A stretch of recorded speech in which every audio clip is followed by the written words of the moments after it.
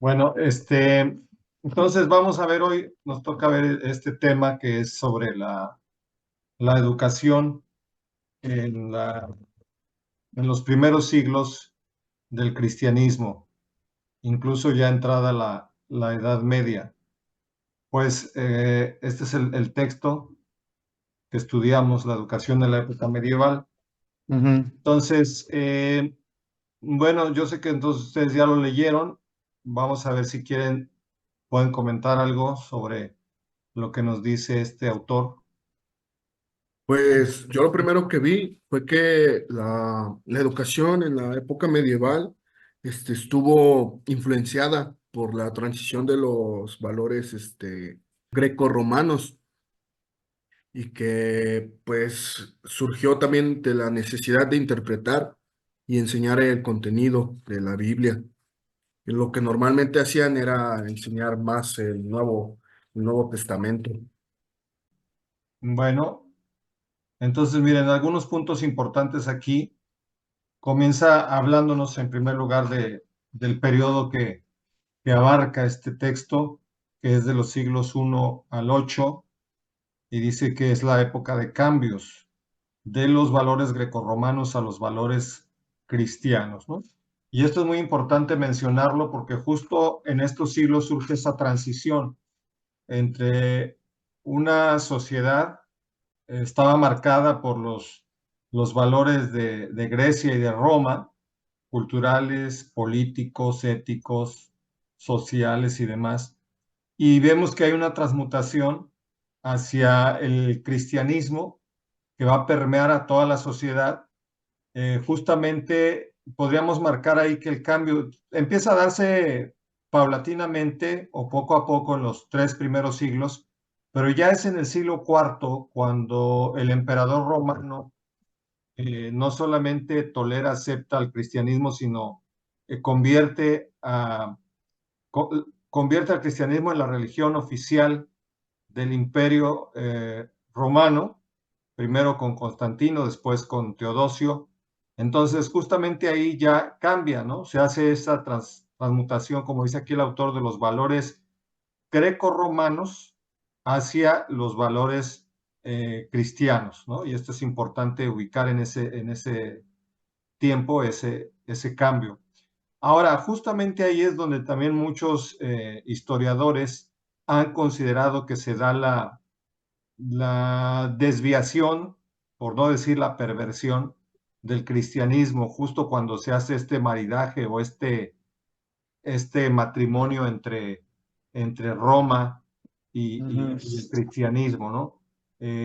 Roma va a ganar mucho porque va a ganar toda esta ética eh, cristiana universal, este humanismo, digamos, cristiano, esta preocupación e interés en las personas, el considerarlos hermanos, ¿no? Esta fraternidad o hermandad que empieza a proclamar el cristianismo. Entonces, en ese sentido, pues una región, un mundo como era el grecorromano, que estaba dividido en muchas ciudades, pueblos, cada uno con sus religiones, sus dioses, eh, constantemente en conflicto por muchas de estas ideas. Bueno, a partir del cristianismo va a empezar a unificar. Y esto fue una gran ventaja y conveniencia para los emperadores romanos, que lo sabían ellos muy bien como políticos, que les convenía tener o mantener la unidad del imperio, justamente en una época en que estaban siendo amenazados por los pueblos bárbaros, ¿no? Y entonces al imperio le va a venir muy bien esta cohesión que el cristianismo le va a aportar, pero por el lado del cristianismo, pues va a perder mucho de su pureza, de su sencillez, por permitir la infiltración de todas estas ideas grecorromanas, ¿no? Se va a diluir, su monoteísmo poco a poco se va a ir transmutando en un politeísmo, ¿no? Por medio de la veneración de santos, eh, ángeles, vírgenes y demás. Entonces, el cristianismo ahí tiene mucho que perder en esta época, ¿no? Se dice que también la influencia de las ideas religiosas grecorromanas también van a alterar de alguna manera la doctrina del cristianismo.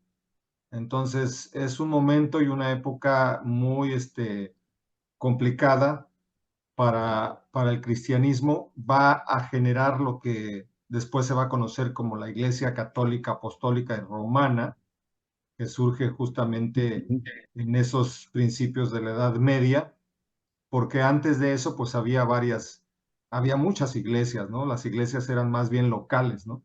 No había una iglesia universal como después va a proclamar el catolicismo romano. Entonces había diversas iglesias, muchas muy importantes como la de Jerusalén, la de Alejandría, la de Constantinopla, etcétera. Entonces Roma, desde luego, era una de ellas, pero no era una iglesia universal en el sentido que después ya va a tomar en la iglesia romana, ¿no? Entonces, bueno, es esa época histórica, esa coyuntura, pero una de las maneras en que el cristianismo va a procurar mantener pues la salud, digamos, doctrinal o espiritual de sus feligreses va a ser por medio de la educación, ¿no? Justamente la educación, la pedagogía le va a ayudar al cristianismo a mantener en cierta medida esos valores, a preservar las enseñanzas bíblicas, ¿no? Entonces, bueno, comenta este autor que el principio de esta teoría pedagógica cristiana surge de la necesidad de explicar la Biblia y en particular los escritos del Nuevo Testamento, ¿no? Y esto es cierto. Entonces, todos estos textos, pues dice, se escribían para explicar el contenido dogmático de los libros sagrados. No era simplemente la repetición de frases, sino que era una interpretación, muy importante esto, de la divinidad del hombre y del cosmos. Y bueno, ahí van a seguir también ejemplos de autores como Filón de Alejandría y Flavio Josefo. Entonces, bueno, el primer punto, digamos, aquí importante es el hecho de que la pedagogía cristiana surge para explicar las enseñanzas de la Biblia, ¿no? Las enseñanzas bíblicas. Y bueno, no es justamente eso lo que también hoy se busca con la educación cristiana en nuestros tiempos, ya sea escuela dominical, discipulado, cursos. No es justamente esto el que la gente conozca, que adquiera una clase de conocimiento que pues no se da en las escuelas, en la educación secular, sino es un conocimiento que solamente se va a dar en el seno de las comunidades eh, religiosas o específicamente en las iglesias y que es conocer las enseñanzas bíblicas, ¿no? Entonces, ese fue el propósito primero en la educación de la antigüedad y sigue siendo, me parece, que debe ser el primer eh, propósito objetivo de la educación en estos tiempos, ¿no? ¿O qué opinan? ¿Cómo ven? Sí, porque se empezaron a desviar ya después de lo que les llaman padres apostólicos. Ya surgieron otros que ya no eran discípulos de los apóstoles, sino eran discípulos de los discípulos. Y ahí ya se empezó a ver también una mezcla con la filosofía griega y sacaron el logos, ¿verdad? De los griegos y salieron todos esos filósofos que unos apoyaban las cosas de Dios y otros no las apoyaban, como Arrio, creo que fue en el siglo tercero o cuarto, donde decía que Jesús no era Dios siempre, sino que llegó a ser Dios.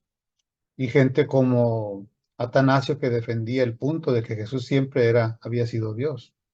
Entonces sí era necesario conocer los textos bíblicos y poderlos explicar correctamente. Ok. Miren, después ya acá, un segundo punto que presenta este autor, por cierto, no hemos mencionado su nombre, es Luis G. Ramos Gómez Pérez. El segundo punto aquí que trabaja muy importante es que si bien se toman esos modelos bíblicos para la pedagogía, sin embargo, también los autores cristianos del Oriente Medio se inspiraron con cierta cercanía en los autores griegos más respetables como Sócrates, Aristóteles, Sócrates, Platón, Platón. Aristóteles, ¿no? Entonces, Ujú. los cristianos, de hecho, salvo tal vez algunas excepciones, pero en general no rechazaron del todo la cultura grecorromana, o sea, rechazaron lo que ellos consideraban que no era compatible con la enseñanza bíblica, todo ese politeísmo, pero sí consideraron que había valor en las enseñanzas o modelos pedagógicos de filósofos como estos, ¿no? Como estos tres grandes, Sócrates, Platón y Aristóteles y otros más. De hecho, más adelante va a mencionar a otros, pero bueno, aquí dice que toman prestado de estos autores, pues, conceptos, no solo para abastecer la memoria de los alumnos, sino habilitarlos como verdaderos buscadores de la verdad. Y esto es importante, ¿no? Que también se enseña a los alumnos a ser buscadores de la verdad, dice aquí, amigos de la sabiduría, que es justamente lo que significa el filósofo, ¿no? El filósofo es un amigo o amante de la sabiduría. Entonces, ya se concibe que o se persigue que los alumnos también adquieran un hábito de la vida filosófica, una vida de búsqueda de la sabiduría. Y también se va a inspirar en autores no solo griegos, sino también de autores romanos, como estos que se mencionan aquí, Quintiliano, Catón y Cicerón. ¿Okay? Incluso se menciona que este último, Cicerón, influyó directamente en este personaje, en San Agustín. Y dice que a San Agustín se le debe prácticamente el punto de arranque de la teoría pedagógica cristiana. ¿Okay? Entonces, bueno, no es, repito, de desechar completamente toda la sabiduría secular, sino tomar aquello que conviene, ¿no? Que es lo que van a hacer varios líderes de la iglesia en estos siglos. ¿Qué cosas buenas nos pueden servir de la filosofía griega, de los pensadores romanos? ¿Qué de eso podemos aplicar hoy? Que es algo que hoy también se hace, ¿no? En cierta manera, también los cristianos hacemos eso. Aprendemos de las teorías contemporáneas de estudio, de acercamiento, pues a ciertos fenómenos, problemas, textos, y todo eso nos ayuda, incluso modelos pedagógicos nos pueden ayudar mucho a la enseñanza, ¿no?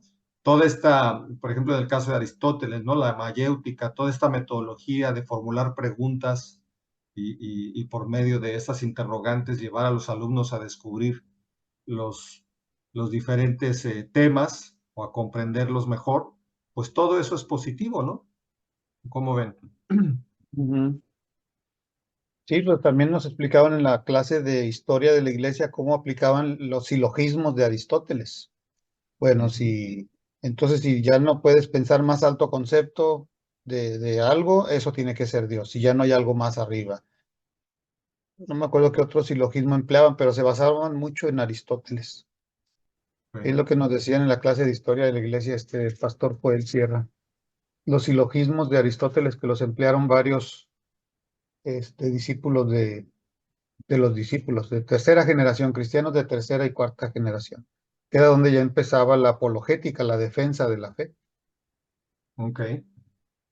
Y bueno, algo que también este autor menciona que es muy importante aquí resaltar es que aún con toda esa influencia, digamos, que toman o esos préstamos que hacen desde la filosofía secular, sin embargo, hay varios presupuestos de la posición pedagógica cristiana que es importante aquí tomar en cuenta. Menciona en primer lugar la idea de que el único maestro en sentido propio es Cristo. Y este es un punto que hay que resaltar. ¿Okay? Dice, tanto por ser el único legislador de la nueva alianza, es importante aquí no olvidar esto, que si se le considera legislador en todo caso es, pero de una nueva alianza, no es legislador de la antigua alianza o de la ley de Moisés, sino de esta nueva que él mismo con su enseñanza viene a inaugurar. Y también porque él es quien enseña los misterios del reino de Dios. ¿Okay? Entonces, lo primero es entender y ver a Cristo como el gran maestro, por encima de todos. Desde luego aquí no va a haber comparación con ninguno de los maestros griegos ni romanos. Es el maestro por excelencia, Jesucristo. Otra cosa también dice es que el Evangelio de Juan presenta a Jesucristo como la palabra de Dios. ¿Okay? Y esto es muy importante. Entonces, es la expresión, dice, de su más profunda intimidad. Pero fíjense, aquí dice, Cristo no es palabra en el sentido de sonido, ¿no? Como mero sonido, sino como palabra o idea concebida en lo íntimo de Dios, a la cual se conforman todas las demás ideas del hombre, y que es justamente lo que él después va a desarrollar como la idea del logos. Cristo es entonces, dice, el arquetipo según el cual se modelan todos los seres de la creación. Importante resaltar también aquí. Entonces, Cristo se convierte en el modelo o el arquetipo. Acá mismo lo va a mencionar más adelante, la forma o modelo sobre el cual se orma la realidad de la creación. Fíjense, no solamente es el arquetipo del buen maestro, el modelo de ética, sino, esto es importantísimo, dice, es la forma o modelo sobre la cual se orma la realidad de la creación, y lo conecta con ese pasaje de Proverbios 8, donde se habla de la sabiduría. Seguramente ustedes conocen ese texto, que dice, Yahvé me creó primicia de su camino, antes que sus obras más antiguas, desde la eternidad fui moldeada, desde el principio, antes que la tierra, yo estaba allí como arquitecto.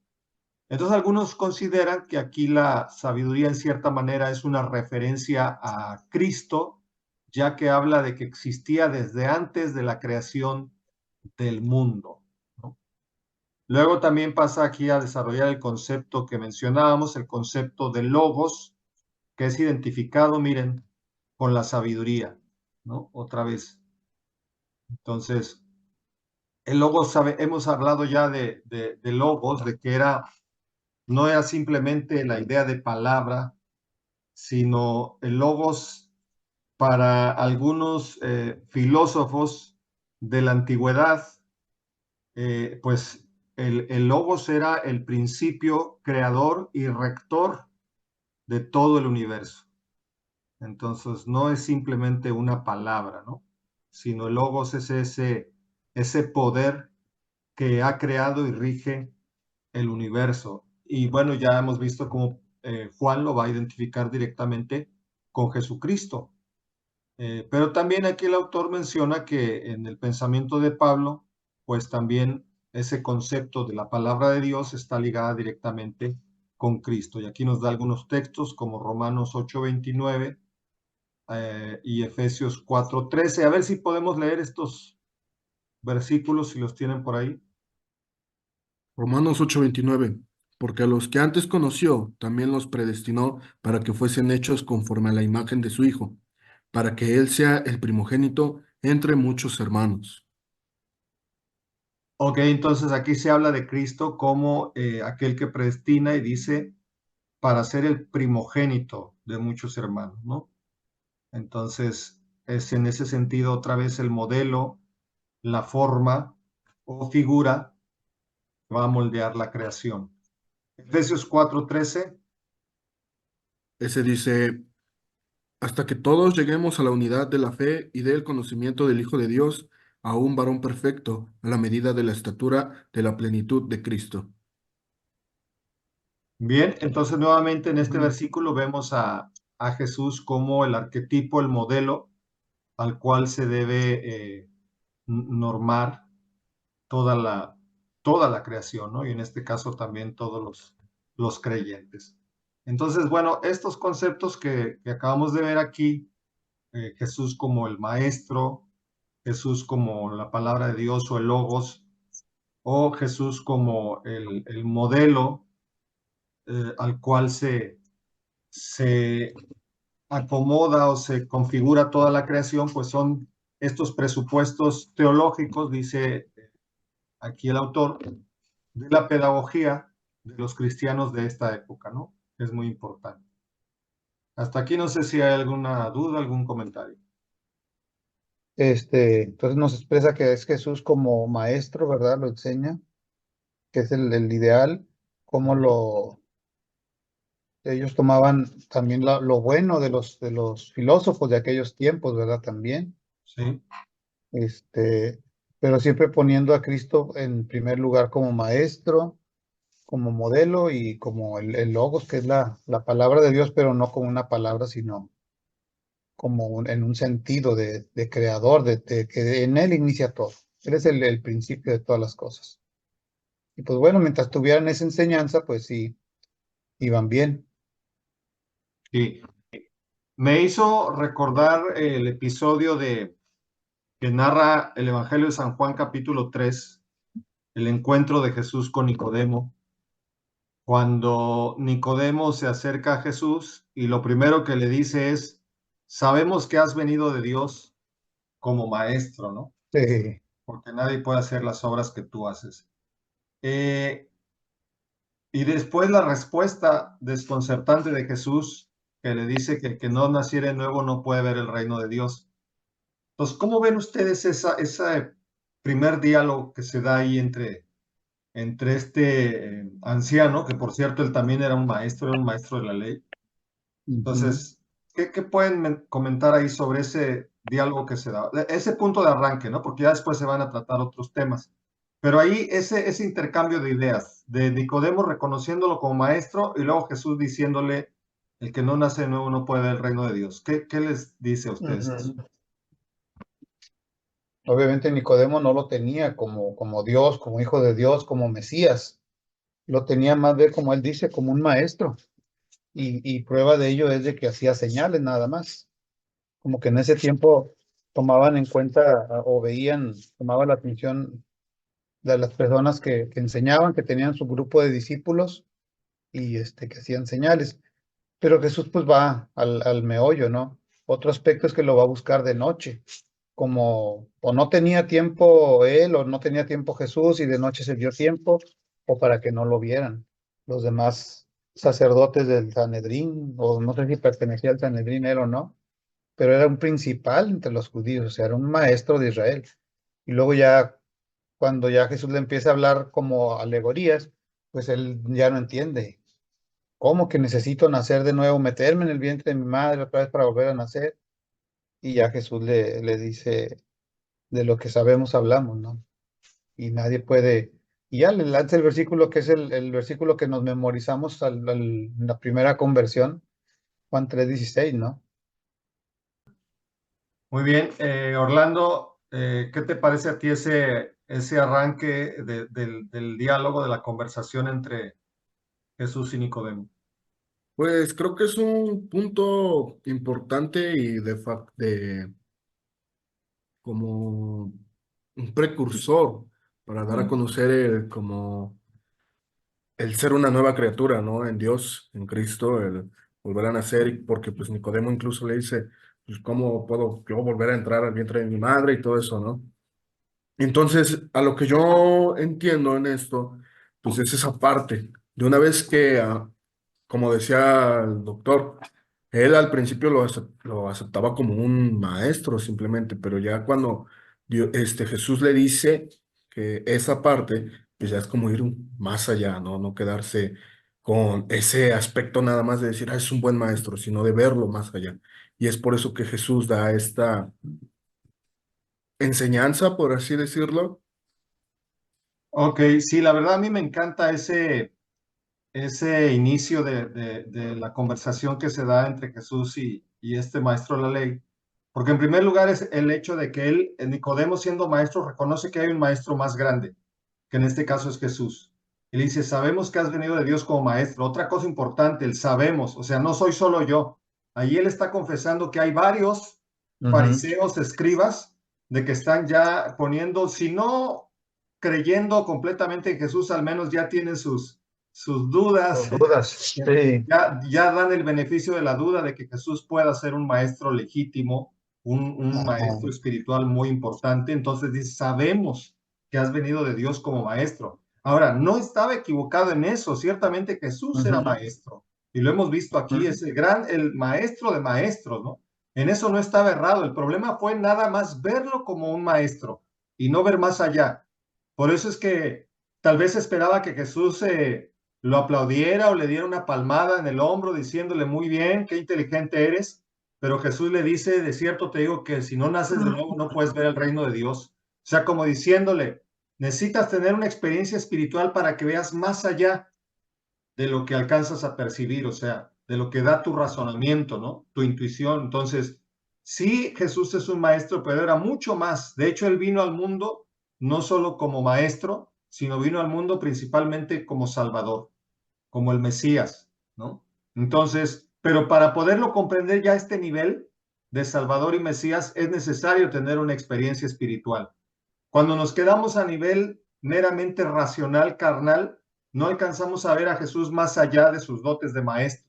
Y es lo mismo que opinan, ¿no? Hay muchas personas y dicen, sí, Jesús fue un gran maestro, hasta dicen fue un gran filósofo, ¿no? Hasta ahí les da su razonamiento, ¿no? Su reflexión con respecto a Jesús. Pero solamente cuando se tiene un nacimiento, una experiencia espiritual, se puede descubrir a Jesús, ya no solo como maestro, sino ya como el Mesías y más aún como este Salvador universal, ¿no? Que fue lo que le faltó a Nicodemo, ¿no? De ahí la importancia de tener esta experiencia. Y ya después, como ya lo han mencionado, justamente lo lleva a este punto climático donde dice, donde Jesús habla de que la gran revelación de Dios es entender que envió a su Hijo para dar su vida por toda la humanidad y para que todos aquellos que crean en Él, en este Salvador, tengan la vida eterna, ¿no? Ahí está el clímax de esta revelación. Juan 3:16, que muchos han llamado que es el corazón de la Biblia o que es el resumen de toda la Biblia, ¿no? Porque ahí se condensa el Evangelio, ¿no? Lo que Dios ha hecho por la humanidad, enviarnos a su Hijo para darnos salvación. Entonces, qué maravilla esto, ¿no? Cuando vemos estas revelaciones que Jesús le da a Nicodemo en este encuentro tan interesante, ¿no? Vamos a ver ahora el cuarto punto que trata este autor y me parece también muy importante. Dice que la educación para los padres de la iglesia es una acción que comienza en los primeros años del niño y no termina hasta que el propio educando pasa a ser educador. Fíjense bien, ¿qué nos quiere decir con esto? Pues que la educación es una tarea de toda la vida, ¿no? O sea, no se va a terminar ahí cuando ya el niño creció, sino que realmente es una actividad que debe durar toda la vida. Y es algo que nosotros hemos hablado también en este curso, que aún después de sus estudios en el seminario, pues ustedes tienen que seguir y todos, aún los que somos maestros, tenemos que seguir aprendiendo. Tenemos que continuar con nuestra formación, nuestra educación. Esta no termina nunca, ¿no? Es de toda la vida. Claro que hay personas negligentes, ¿no? Quienes piensan y dicen, bueno, ya una vez que salga de la escuela, de la universidad o del seminario, lo que sea que esté estudiando, ya no quiero saber nada de libros, ya no quiero estudiar. Esa sería una actitud muy mediocre, ¿no creen? Porque, pues, sobre todo los ministros religiosos que están al frente de una congregación, pues con más razón deben estarse superando cada día. Deben estar estudiando, profundizando, tanto en el estudio de la Biblia, de la teología, como en temas de relevancia actual, ¿no? Y cultural, porque sus feligreses se van a encontrar con muchos temas, con muchos asuntos, controversias, etcétera, que si el pastor, el líder, el maestro no está preparado, pues cómo los va a poder orientar cuando estos tengan alguna duda, ¿no? De ahí la importancia de que también el maestro se esté educando siempre. ¿Qué piensan?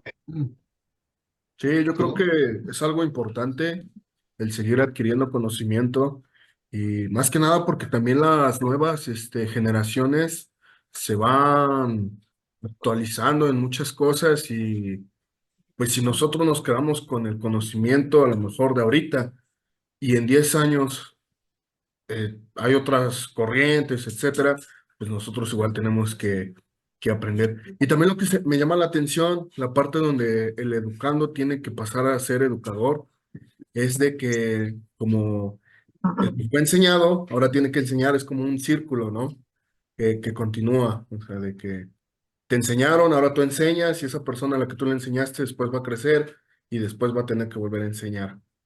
Entonces es algo, yo digo que es algo bueno.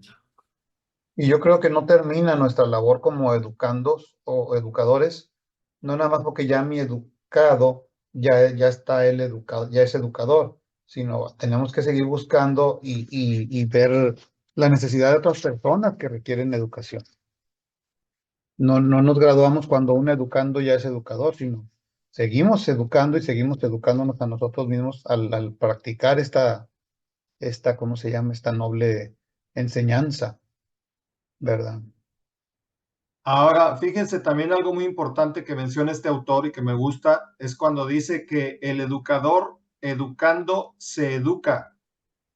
Y luego también para decir enseguida, el padre que educa al hijo se educa a sí mismo. Sí, me pasa mucho a mí cuando yo estoy discipulando a alguien, que yo mismo aprendo más al estarlo enseñando. También cuando estamos, decía Mark en el hebreo, tú necesitas de tener a un discípulo enseñando el hebreo, porque así vas a aprender tú también más al ponerlo en práctica. Sí, de hecho sí, muchos sí dicen que la manera de aprender mejor es enseñando. Sí. Exacto. Entonces, cuando uno está preparando una clase, un sermón, pues uno mismo aprende porque tiene que estudiar a fondo los temas que va a presentar, ¿no? Entonces, es muy cierto esto. El mismo educador se educa al educar, así como el padre también se educa al educar a su hijo mismo, ¿no? ¿Cuántos padres no nos hemos actualizado cuando dialogamos con nuestros hijos, escuchamos sus inquietudes? Ahora ellos están, por ejemplo, muy versados en toda la tecnología, ¿no? En todos los nuevos recursos tecnológicos que hay. Y pues a veces hasta ellos mismos nos educan en ese sentido, ¿no? Nos Ujú. enseñan qué son esas nuevas tecnologías y uno aprende también. Entonces, pero uno se perdería de esa oportunidad si no tuviera diálogo con sus hijos, ¿no? Pues Así es. hay de aquellos tanto maestros que no escuchan a sus alumnos, porque también se puede cometer este error en la docencia de los clásicos maestros que solamente hablan, hablan y hablan y no dejan participar a sus alumnos y se privan de aprender también de sus alumnos, como los padres que lo mismo, ¿no? Solamente corrigen y hablan y no escuchan a sus hijos, o peor aquellos que ni siquiera los educan o toman tiempo para hablar con ellos, ¿no? Que son Sí. padres ausentes, peor todavía, ¿no? Entonces, creo que este punto aquí también es muy importante. Ok, Así luego es. dice que los textos cristianos de esta época, dice que siguen a los grandes maestros de la pedagogía clásica, que ya mencionábamos, ¿no? Como son Sócrates, Platón y Aristóteles. Pero, y aquí es donde lo que mencionábamos al principio, lo nuevo es el respeto por la persona humana. Entonces, sí es cierto, los cristianos toman prestado de la pedagogía clásica, pero también ellos aportan algo nuevo, y es esto. Aquí menciona, y coincido con el autor cuando dice, presentan el respeto por la persona humana. Y aquí dicho de otra manera, es que la más pequeña y débil de las personas es digna de educación y de promoción en los educadores. Algo novedoso, por ejemplo, que trae la iglesia es que empieza a educar a los niños y a las niñas también, porque, por ejemplo, en el contexto del judaísmo, solamente los niños varones tenían la oportunidad de ir a la sinagoga, de aprender a leer y de conocer o estudiar las escrituras.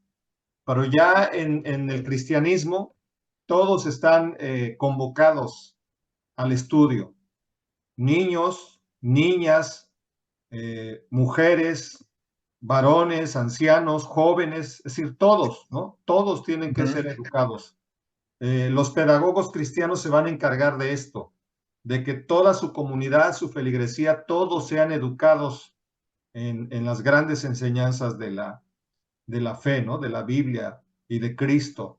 Entonces en ese sentido, es una educación muy inclusiva, que no quiere dejar fuera a nadie, sino más bien busca que todos se beneficien de de la enseñanza, ¿no? Y esto es lo novedoso, esto surge a partir justamente de esta doctrina de que la persona humana es importante, es valiosa, es un hijo de Dios, es una persona hecha a imagen y semejanza de Dios, merece respeto, tiene valor y por lo tanto debe ser educada. Ya no quedan al margen las niñas o las mujeres, sino son también invitadas a ser discípulas, a aprender también, ¿no? Y esto es algo que me parece muy novedoso y hasta revolucionario en un tiempo en donde sobre todo las mujeres pues eran excluidas, eran en su mayoría eran analfabetas, ¿no? De por sí la población era analfabeta, pero los varones todavía tenían más la posibilidad de aprender a escribir, a leer y escribir, pero las mujeres prácticamente estaban fuera, ¿no? De esa fórmula social. Y en el cristianismo se les va a incluir, se les va a invitar. Aquí habría que abrir también otro paréntesis para mencionar que otro gran aporte que hacen los cristianos en esa época es el formato del libro, ya como lo vamos a conocer después, es decir, de hojas escritas, ¿no? Por los dos lados, en papel o en papiro, encuadernadas, ¿no? Entonces, ese formato de libro que nosotros ya después vamos a conocer, ¿sí? El formato ya del libro es algo novedoso y revolucionario que muchos historiadores creen que fueron los cristianos los primeros en empezar pues si no lo inventaron, al menos fueron los primeros que lo promovieron, ¿no? A gran escala, porque les interesaba que las escrituras se conocieran, circularan rápidamente en todos los lugares. Entonces, este formato, que es el códice, pues les sirvió muy bien para esa tarea, ¿no? Entonces, hay quienes piensan que sí fueron los cristianos quienes inventan el códice, hay quienes piensan que ya se había inventado antes, pero son los cristianos quienes le dan difusión. Lo cierto es que el formato del libro vino a ser tan revolucionario en esa época como lo es ahora el Internet, ¿no? Es decir, ya la gente podía llevar los escritos de una manera muy compacta, manual, a cualquier lugar, para leerlos, consultarlos rápidamente en cualquier momento, ¿no? Y eso fue algo así que fue revolucionario culturalmente hablando, ¿no? Y eso vino con el invento de la imprenta. No, eso ya vino mucho después, porque antes los libros eran escritos a mano. Ujú. O sea, los códices antiguos sí tenían ya el formato de un libro, pero eran escritos a mano. O sea, fue hasta el siglo XV cuando ya con la invención de la imprenta ya se empiezan a escribir ya con una máquina, ¿no? Que ya puede sacar por grandes cantidades los libros, ¿no? Porque antes eran muy contados, se hacían sobre pedido. Entonces Ajá. había un oficio que era el del amanuense, que amanuense significa justamente el que escribe a mano. Entonces los amanuenses se dedicaban precisamente a eso, a escribir libros a mano, ese era su trabajo, les encargaban, oye, yo quiero una Biblia o quiero un libro, no sé, de Ujú. Platón o quiero X, ¿verdad? Entonces ellos tenían que copiar a mano, hacer una copia a mano. Ya después Ya. se encuadernaba en este formato de libro, de códice, y se vendía, ¿no? Entonces Ajá. eso fue durante siglos, pero ya en el siglo XV, cuando ya surge la imprenta, entonces ahora ya se pueden hacer en grandes cantidades, ya es más barato, ya está más al alcance del pueblo. Por eso es que la reforma protestante en el siglo XVI tuvo tanto éxito, porque ya contaban con la imprenta, ¿no? Sí. Entonces ya se pudieron sacar muchas copias de la Biblia y distribuirse fácilmente, porque algunos ejemplares pues eran en un tamaño, digamos, pequeño, entonces ya era más fácil poderlos hasta pasar de contrabando, digamos, en algunos lugares donde estaba prohibido, ¿no? La difusión de la Biblia. Ajá. Entonces, de todo esto se valieron los cristianos para poder esparcir el mensaje, ¿no? El evangelio, la doctrina de Cristo.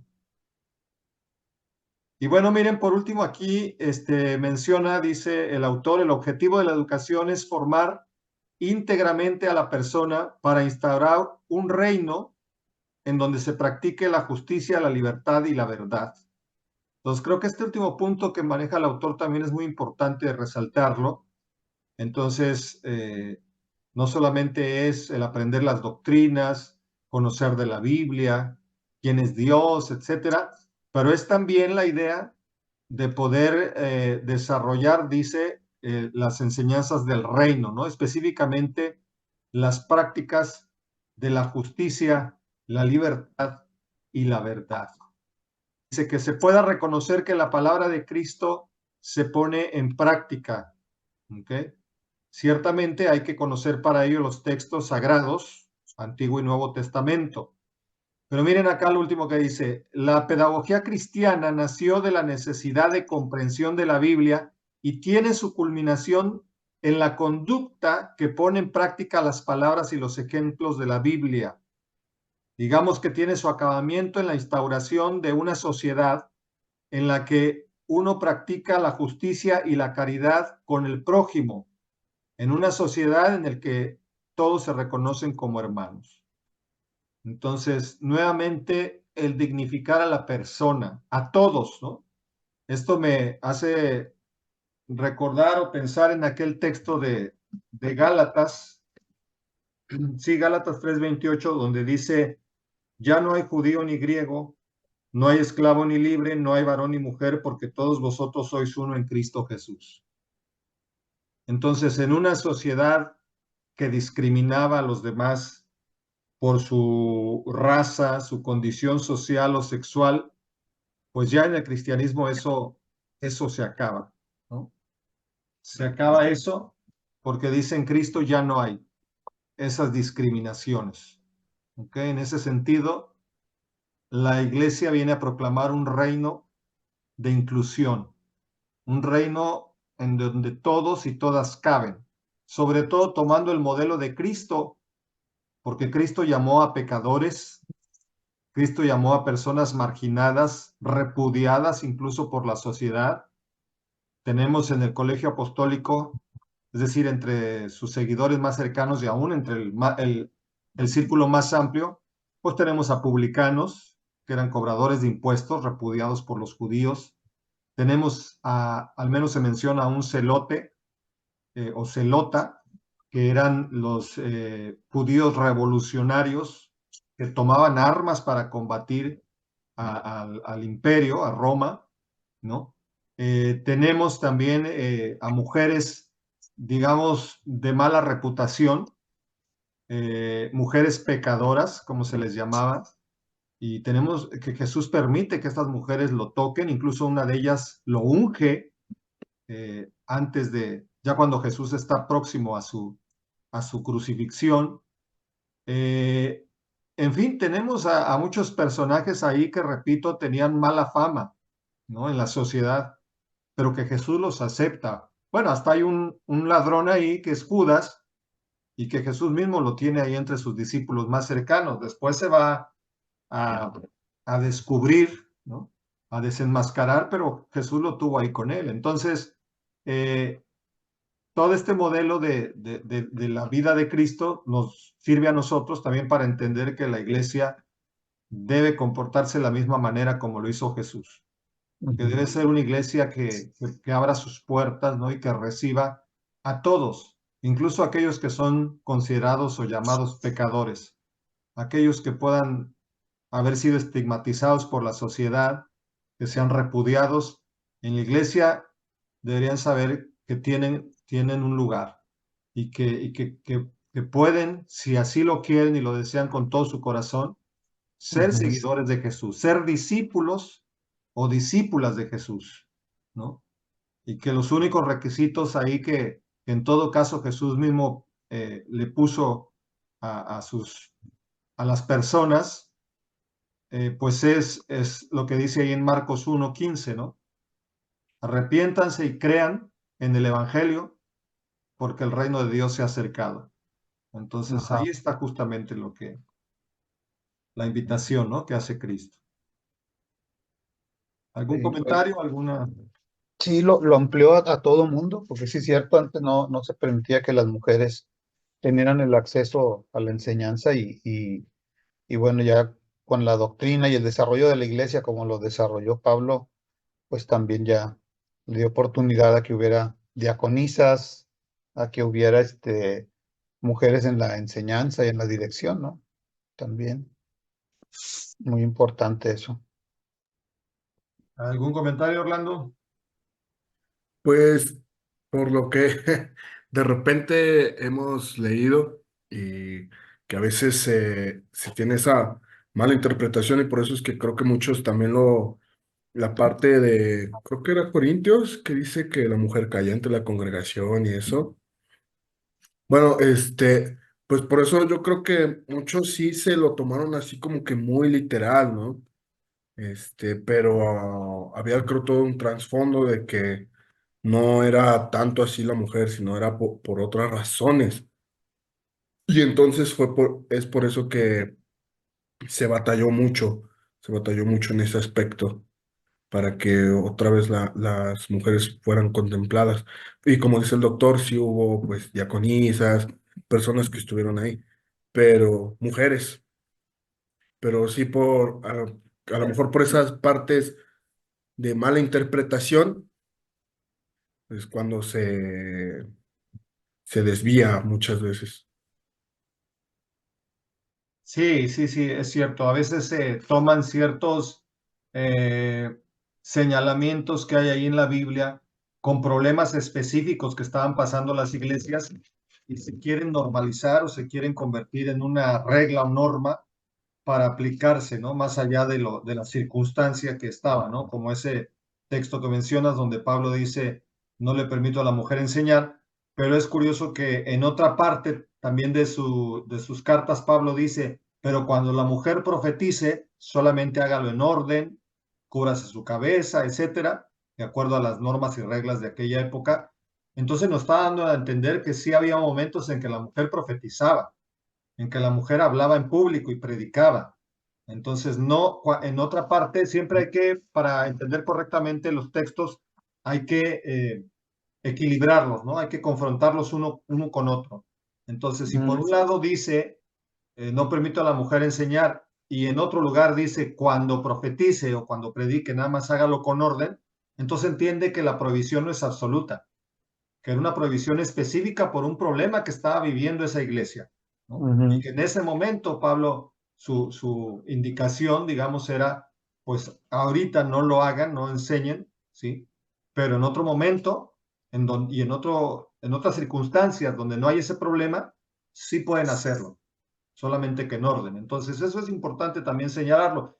Pero como bien lo mencionas, Orlando, muchas veces, a partir de esos textos mal entendidos, se empezaron a usar para volver a dejar fuera de la ecuación a la mujer y que lamentablemente pasó ya con el tiempo, porque en los primeros siglos las mujeres sí podían tomar parte en el ministerio, sí, no solamente aprendían, estudiaban, sino ya después también enseñaban.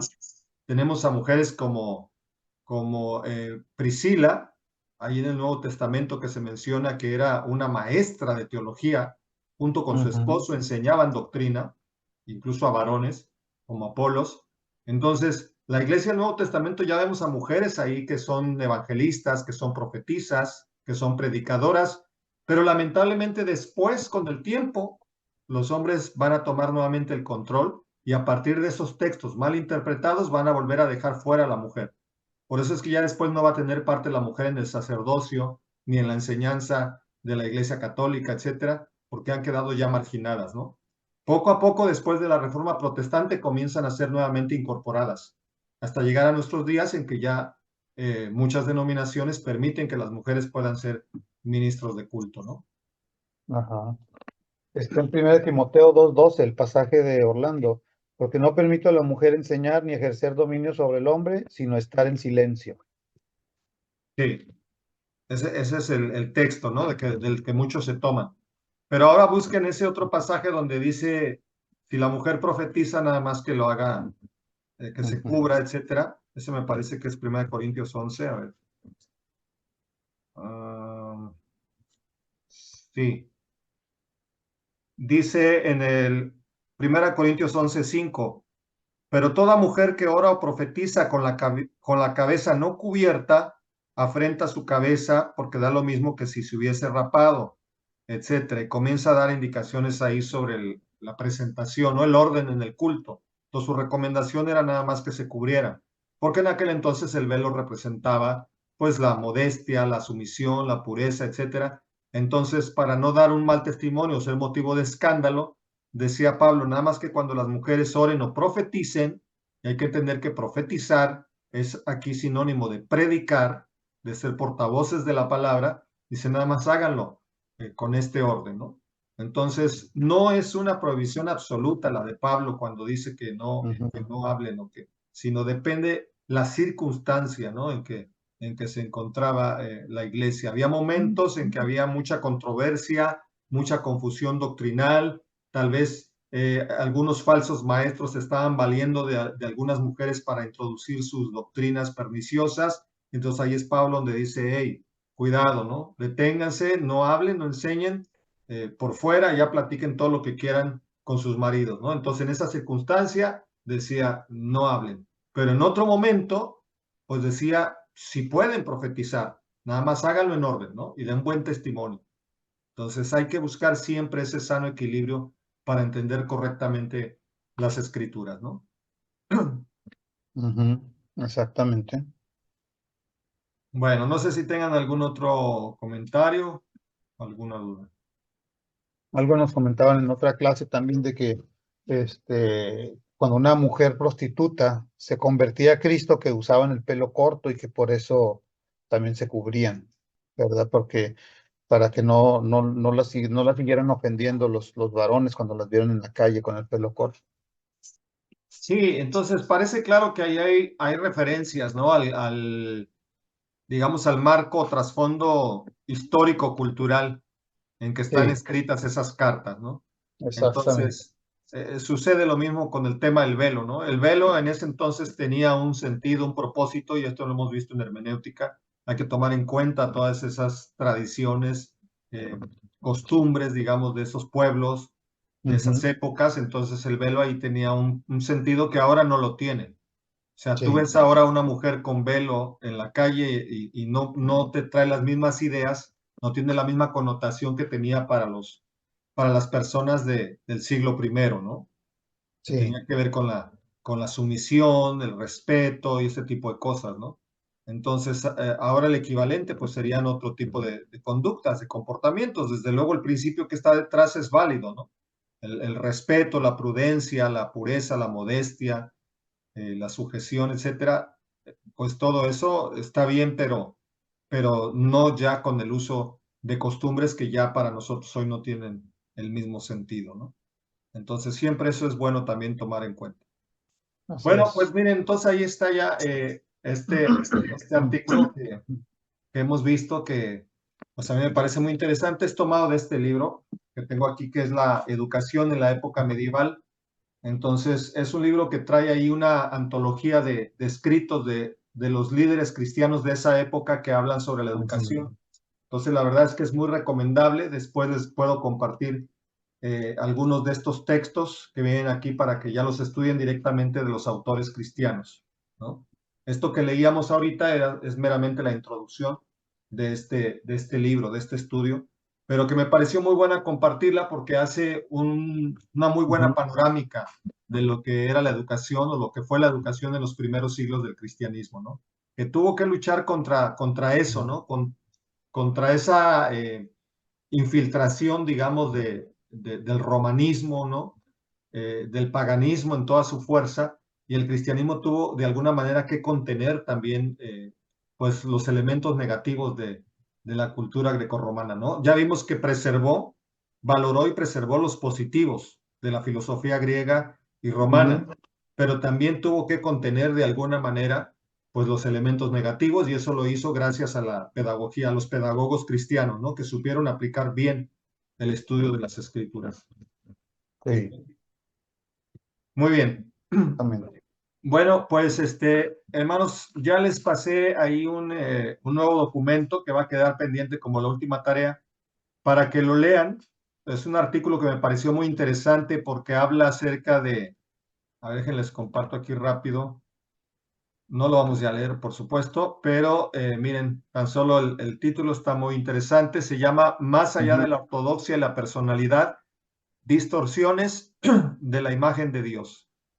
Entonces, va a ser el texto que les voy a compartir para que lo lean, lo estudien, porque básicamente la tesis del autor es que también es muy importante para el pedagogo cristiano que pueda detectar las distorsiones que se hacen de la imagen de Dios, porque son perjudiciales para los creyentes.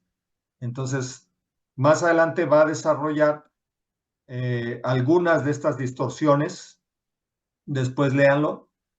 Menciona como 4 o 5 imágenes distorsionadas de Dios que afectan tanto la fe como la conducta de los cristianos, ¿no? Y el pedagogo cristiano tiene que ser capaz de reconocerlas y de poder, pues, hasta donde sea posible, corregirlas, ¿no? En las mentes de sus alumnos. Entonces, ahí están, son 5 imágenes distorsionadas de Dios y luego ya presenta el papel del educador. Entonces, me pareció un artículo, la verdad, muy bueno. Lo traduje del inglés, no está en internet en español, pero aquí yo ya se los presento traducido. Entonces, léanlo, estudienlo y después ya hacen un resumen sobre este ensayo. Bueno, pues les agradezco, hermanos, su tiempo, su atención y pues esperamos vernos pronto. Claro que sí. Si no nos vemos, que pasen feliz año. Gracias, igualmente, abrazos de Navidad y de feliz nuevo año. Gracias, igualmente. Dios les Saludos bendiga. a todos. Bye.